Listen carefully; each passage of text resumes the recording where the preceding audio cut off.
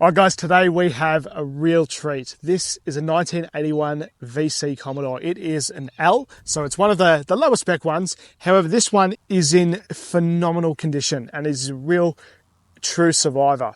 This particular one is a little bit rarer because while it is an L, it has the famous Aussie-built 202. If you're in Australia, I'm sure that you've heard of the mighty 202. They have gone in plenty of Commodores, plenty of Kingswoods, and they are absolutely indestructible. And one thing I absolutely love about this one is the color combination. I love this sort of tan brown color and the tan interior. It's just so of the era. What makes this example so spectacular is zero rust. There is no rust in this thing, and that is one of the biggest killers of these cars in the rear quarters, the dog legs, the boot area.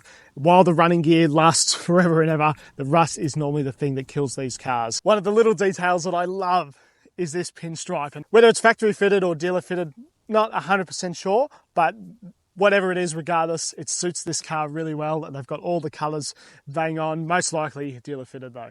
I think this is such a good looking car, and while we've been parked here filming it, there have been some people that have walked past and sort of admired this car and had a look. I'm sure that a lot of you guys watching this have either had your parents own one of these, or you've had them as a P-plater, or if you're my age, they're sort of always been a bit elusive. Regardless of your age, I think that these cars are really coming into their own as a piece of Australian history, and they are just, I just love the way they look, and especially this one in this colour, in this condition, it is an absolute ripper. This is one of the best features of this car though. The back seat has really not been used at all, and that means of course the back doors haven't, and they are absolutely so nice and tight. It's hard to get that across on video, but I promise you have to take my word for it, but they are so nice, tight and crispy. The highlight of this car for me though is the interior. It is astonishing in here how well it is held up. I love the color of it, the tan, and everything is fantastic. The top of the steering wheel, there's no wear. The indicator stalk is fantastic. The seats, the carpet, everything is like new in here. The gear shifter, and yeah, it's just great. Another little bonus on this car is that it is a factory manual, which is on the rarer side for the L. So it's 202 factory manual. Yeah, just a really cool thing. I love the fact that it has the little economy dial based on the manifold pressure on the vacuum. How well that works or how accurate it is probably up for debate, but it is cool that it's there rather than having a tacho. Aside from that though, everything works in this old girl. So this example only has 144,409 kilometers, which is, I mean, this car's from 1981. That is astonishingly low, particularly in this trim and running gear combination. It's just, yeah, it's really cool. In terms of the motor though, it has actually had a bit of a freshen up. It's got a 350 Holley, heads and cameras all done, all matched with an Aussie 4-speed and some 345 diff gears with a diff out of a VL. And it sounds absolutely fantastic. Listen to this.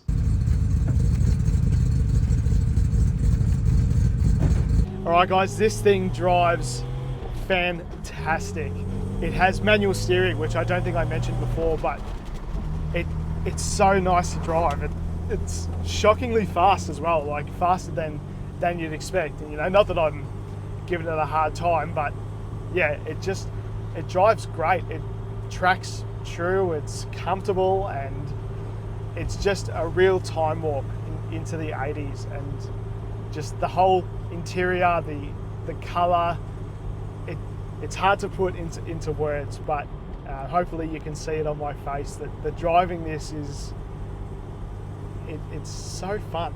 it's just a really unique experience, and it's just a window into what Holden was making in the early 80s. And I can imagine that when you went to a dealership in the early 80s is to buy these, you know, you're thinking, man, how smooth is this thing? And you can see why. And yeah, especially being the manual, well, that was probably a bit high, but yeah, it's such a cool car to drive. And one thing I've noticed about driving this as well is that it gets a lot of looks. It does get a lot of attention, and that again goes back to what I said, that a lot of people connect with this car, and that's whether they owned one or their parents owned one, or however it connects to them. But a lot of Australians have memories in these cars, and yeah, it really shows that, because you're driving them and every man and their dog is looking at this thing, especially because, like I said before, the condition of this car is fantastic, and yeah, it's just very, very well rounded. It's just a really great example of the VC.